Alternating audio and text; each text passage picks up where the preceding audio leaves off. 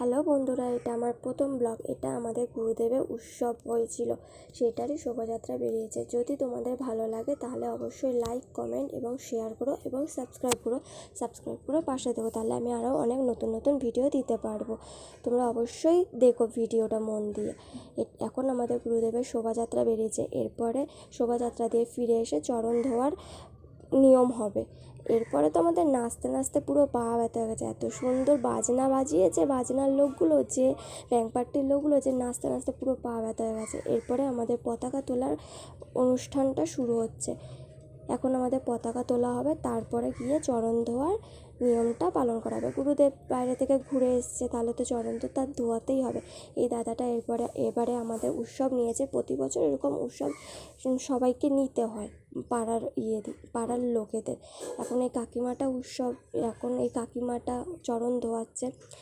এরপরে একে একে অনেকেই ধোয়া হবে। এখন আমাদের গুরুদেবের আরতি চলছে, এটা ফার্স্ট দিন। এরপরে সেকেন্ড দিন এখন আশ্রম দিয়ে পুরোহিত এসে ঠাকুরের আরতি করছে। এটা সেকেন্ড দিন। কত লোক দেখতে পেয়েছো তো, আমাদের এখানে অনেক লোক হয়। এখন আরতি চলছে। এখানে অনেক সুন্দর সুন্দর সবাই গান করেছিল। আর এই বাচ্চাটার কথা কি বলবো, বাচ্চাটার গানগুলো এতটাই সুন্দর, খুব সুন্দর, খুব মিষ্টিওয়ালা। নাচটাও খুব সুন্দর, দেখতেও খুব সুন্দর, পুরো রাধা রানীর মতন এত সুন্দর দেখতে হয়েছে। যদি তোমাদের ভালো লাগে তাহলে অবশ্যই লাইক করো। এটা আমাদের গুরুদেব, এটা আমি আমার পুনু, এটা আমার দিদি, বৌদি সব।